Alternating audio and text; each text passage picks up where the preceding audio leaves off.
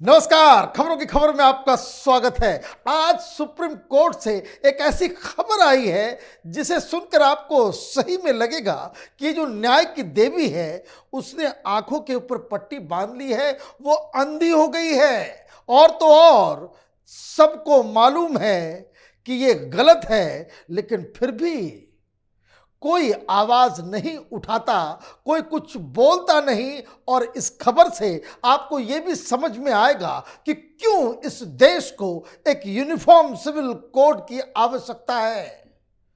कहानी एक under as minor बच्ची की है जो मुस्लिम समुदाय से है। उसकी शादी, उसको किस तरीके से पकड़ा जाता है, हाई कोर्ट में फैसला होता है, मामला सुप्रीम कोर्ट में आता है और सुप्रीम कोर्ट में आज जो कुछ हुआ, ये पूरी कहानी आप सुनेंगे तो आपका भी दिमाग हिल जाएगा। आपको समझ में आएगा, वो गाने याद आ जाएंगे जो पुराने जमाने में अमिताभ बच्चन के फिल्म में आता था कि ये अंधा कानून है। कहानी बहुत सिंपल सी है कि एक लड़की है जो 2006 में पैदा हुई, बालिग हुई नहीं, उसके पहले वो घर से भागकर शादी कर लेती है। बताया यह जाता है कि भाई घर वाले से वो इसलिए नाराज थी कि घर वाले उसकी शादी उसके मामा से करवाना चाह रहे थे। तो अपने किसी दोस्त या प्रेमी या कोई भी हो सकता है, उसके साथ वो भागकर उसने एक मस्जिद में जाकर के प्रॉपर लीगल निकाह उन्होंने कर लिया। अब सवाल यहां पे उठता यह है कि क्या इस देश में जो लड़की नाबालिग है उसके साथ अगर आप शारीरिक संबंध बनाते हैं, शादी करते हैं, तो क्या उसके ऊपर पॉस्को एक्ट लगता है या नहीं लगता है? क्या माइनर लड़की की शादी हिंदुस्तान में जायज मानी जाएगी? क्या वो शारीरिक और मानसिक रूप से शादी के लिए तैयार हो चुकी है? बड़ी बड़ी बातें, सेमिनार और पता नहीं क्या क्या भाषण ये बड़े बड़े पत्रकार और बड़े बड़े समाजशास्त्री और उसमें जजेस भी लंबी चौड़ी बातें करते हैं। केस सामने आ गया, घर वालों ने शिकायत की, पुलिस ने पकड़ लिया। लड़की माइनर थी, उसे पंचकुला के आसियाना जहां लड़कियों को पकड़ के रखा जाता है, सेक्टर 16 पंचकुला में रख लिया गया। अब इसके बाद कहानी शुरू होती है लीगल बैटल। मामला पहुंचता है हाई कोर्ट।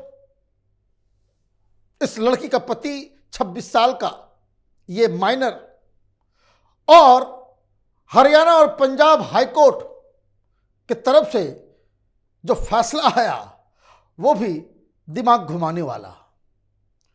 उन्होंने कहा कि भाई ये जो चाइल्ड ट्रैफिकिंग, चाइल्ड अब्यूज का मसला नहीं है, चूंकि दोनों लड़के और लड़की मुस्लिम्स हैं इसलिए इनके लिए अलग कानून है।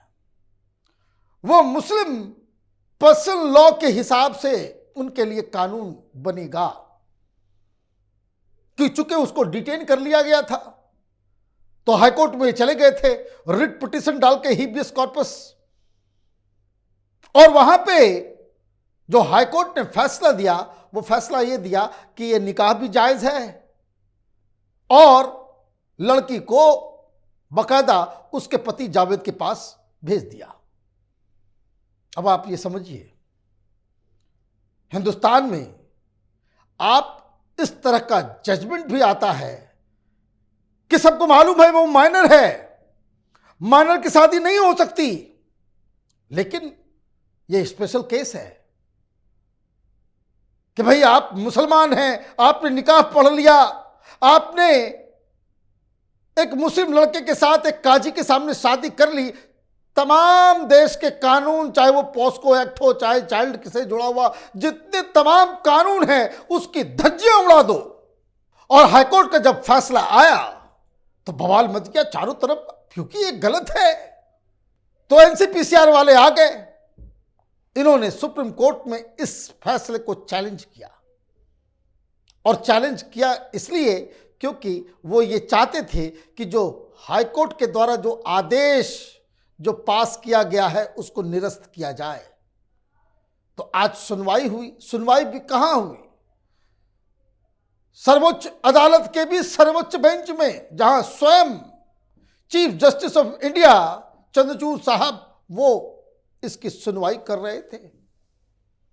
मांग बहुत ही सिंपल थी कि जब तक इस पर फैसला आएगा आप इसके ऊपर स्टे लगा दें कि यह फैसला प्राइमा फेसी गलत है। लेकिन सुप्रीम कोर्ट में क्या कहा गया? The supreme court stated that the judgment of Punjab and Haryana high court in the case of Javed versus state of Haryana and others which held that a Muslim girl aged 15 years can enter into a legal and valid marriage as per personal law should not be relied upon as a precedent in any other case.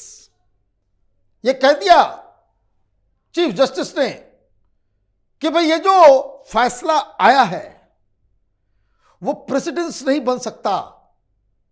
देश की किसी दूसरी अदालत में इस बात को लेकर के आप ये नहीं कह सकते कि चूंकि हरियाणा पंजाब हाईकोर्ट ने यह फैसला दिया है कि माइनर की शादी हो सकती है, तो देश भर में जितने भी माइनर्स को के खिलाफ इस तरह के केसेस चल रहे हैं वो वैलिड माने जाएंगे। तो आपने क्या किया? आपने सुप्रीम कोर्ट ने यह मान लिया कि भाई ये फैसला गलत है, इसको प्रेसिडेंस नहीं बनाया जाएगा। फैसला गलत है ये नहीं कहा, लेकिन जब आप ये कह रहे हो कि ये प्रेसिडेंस नहीं बन सकता तो इसका मतलब है कि सुप्रीम कोर्ट की तरफ से कहा जा रहा है कि भाई ये उचित नहीं है।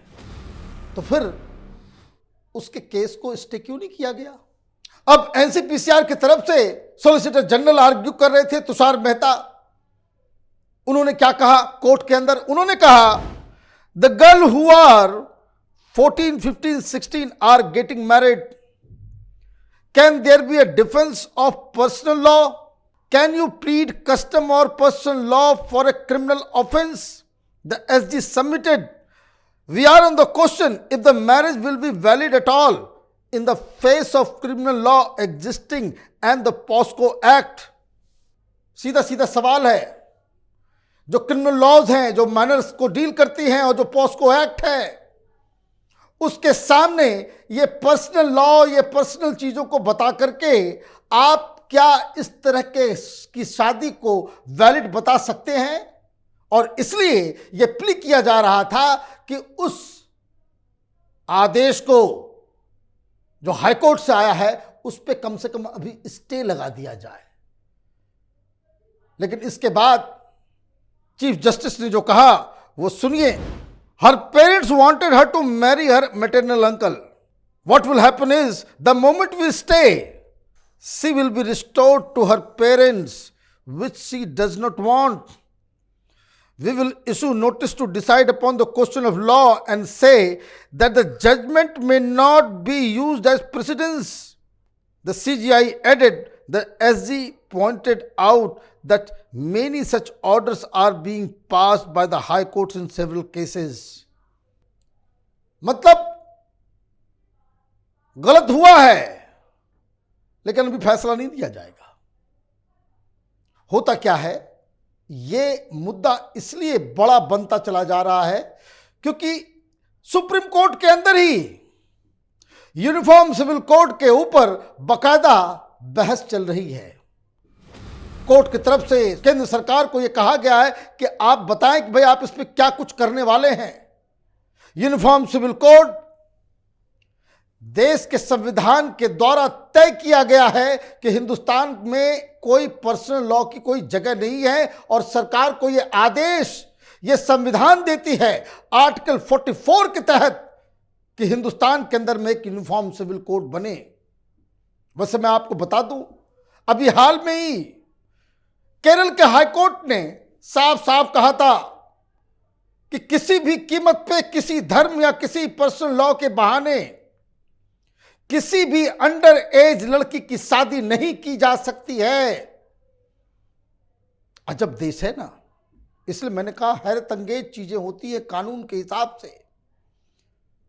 हरियाणा में हाईकोर्ट कहता है कि भाई अंडर एज लड़की शादी कर सकती, केरल के हाईकोर्ट कह रही है कि भाई नहीं कर सकती, सुप्रीम कोर्ट कह रहा है कि भाई देखो ऐसा है, कर तो लिया है लेकिन अब ऐसा है कि बेचारी कहां जाएगी।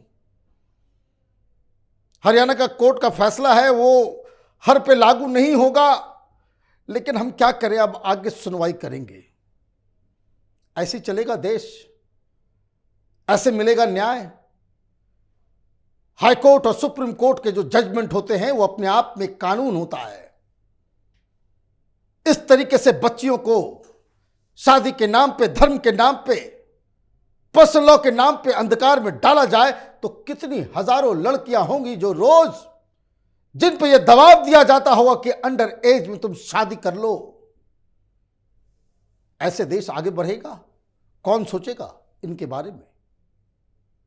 तो आज जो हाई सुप्रीम कोर्ट के अंदर हुआ है, क्योंकि अभी फैसला आना बाकी है इसके अंदर, तो यह फैसला भी आएगा और इस पूरे केस के ऊपर सुप्रीम कोर्ट तो खुद देख रहे हैं, चीफ जस्टिस साहब, यूसीसी का भी मसला चल रहा है।